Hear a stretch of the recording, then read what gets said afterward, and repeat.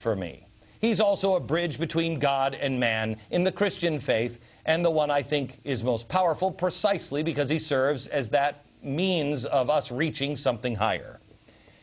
I know a lot of Christians of different faith. I do. But I don't think any Christian that I know of answers the first part of that as he's a historic figure. To each his own. This is only to say why the American people might be confused. The president apparently has a deeply held belief that his salvation cannot come without a collective salvation. He has said this on several occasions. This is critical for you to understand. Watch. My individual salvation is not going to come about without a collective salvation for the country. My individual salvation rests on our collective salvation. Our individual salvation always depends on collective salvation. Our individual salvation depends on collective salvation. It does not. It does not. That is not a Christian belief. That is liberation theology. Here is what Pope Benedict says about that theology. Wherever politics tries to be redemptive, it is promising too much.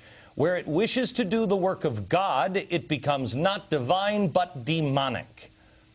It is a belief structure that obviously comes from Jeremiah Wright. Where did he get it from? From the author of liberation theology, James Cone. The only way in which your repentance, your forgiveness can be authentic, your reception of it can be authentic, your repentance can be authentic, is that you give back what you took. And white people took a lot from black people. This is why America's confused. What Americans can't get their arms around is that for the first time we have a president that believes in collective salvation, that believes that the U.S. is the oppressor, and Islam in this case is the victim, but just one of many victims from the big bad oppressor, the United States of America. That's what's happening. Don't be confused by this. Don't confuse this with, he's a Muslim. I don't believe he is.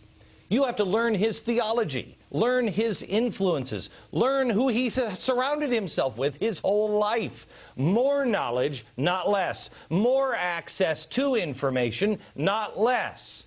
You see, it's all about victims and victimhood, oppressors and the oppressed. Reparations, not repentance. Collectivism, not individual salvation. I don't know what that is, other than it's not Muslim. It's not Christian. It is a perversion of the gospel of Jesus Christ, as most Christians know it.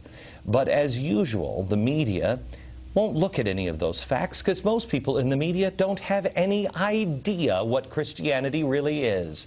They would just rather disparage, mock, and ridicule anyone who has any kind of doubt or differing opinion from their Messiah. Bob Schieffer, you seem like a nice gentleman. I don't know you, and I'm sure you are a good journalist. I don't know because I don't watch CBS News, and quite frankly, I don't know anybody who does. But it's not the internet that has caused these problems. It is the president's own actions, his own beliefs, and the lack of journalists who lack the integrity to the craft that created this nightmare. Oh, and one last point here. I showed you where most people heard where they thought that rumor, you know, that Barack Obama was a Muslim, from TV. It was followed by Barack Obama's own words. And at the very bottom of the list, where did that hateful misunderstanding come from? The very bottom of the list, coming in with a whopping 1%, came in from that demon media seed, talk radio.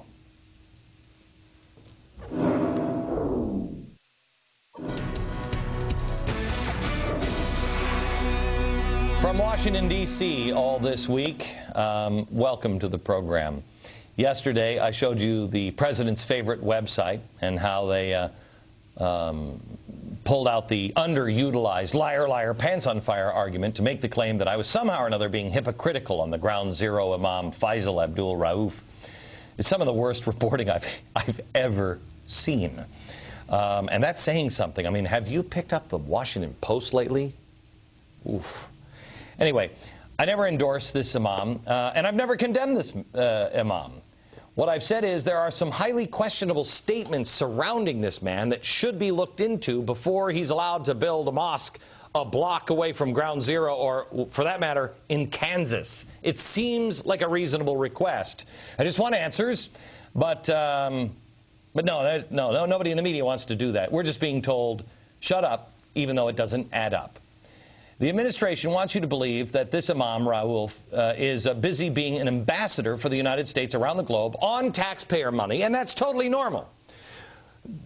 While he's doing that, the wife of this Imam is back home in the United States on national television saying that all Americans hate Muslims. Shouldn't we find out if this ambassador, what he thinks about that claim from his wife? And then we have this. Here's the latest. A speech given by Rauf in 2005. It's just been uncovered. And here's what the America-loving ambassador had to say.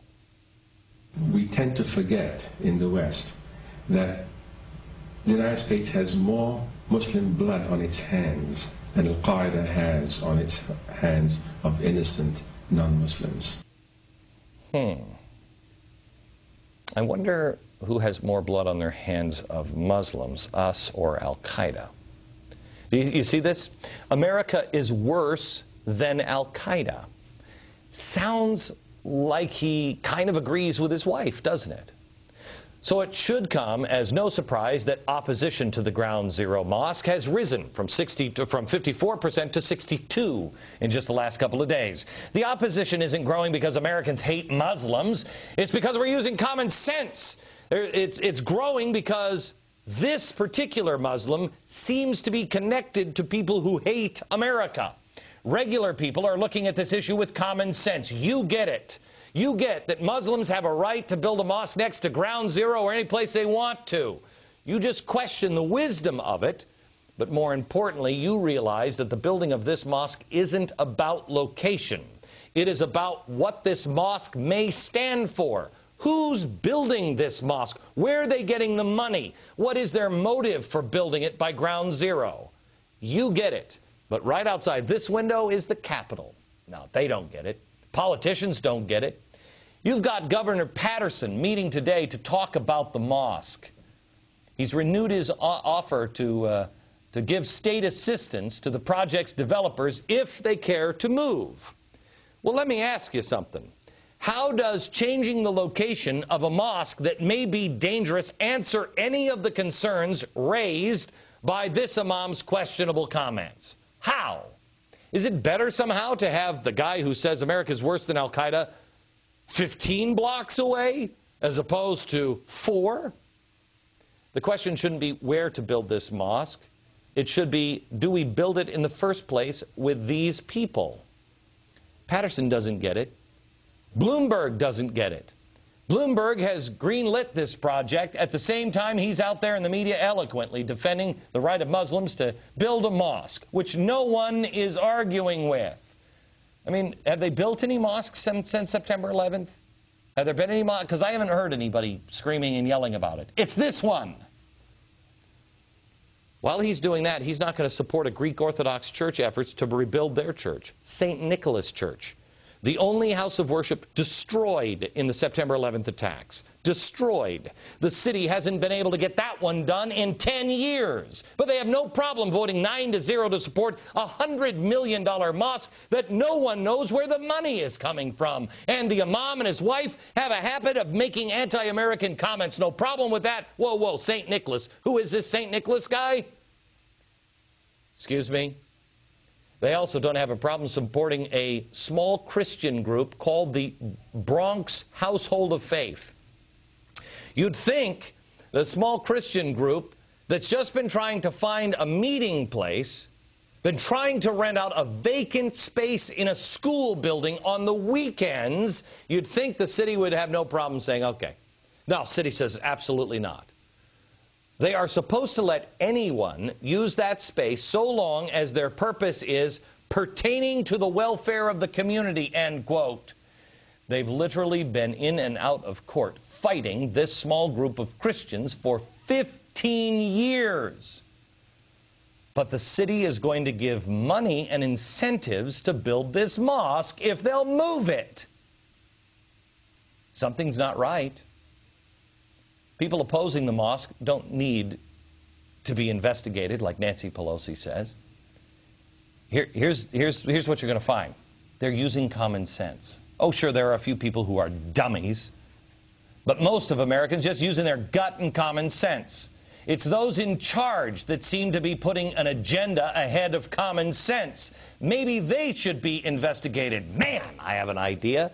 If we could just find someone in the media that wasn't compliant. More on that and the agenda next.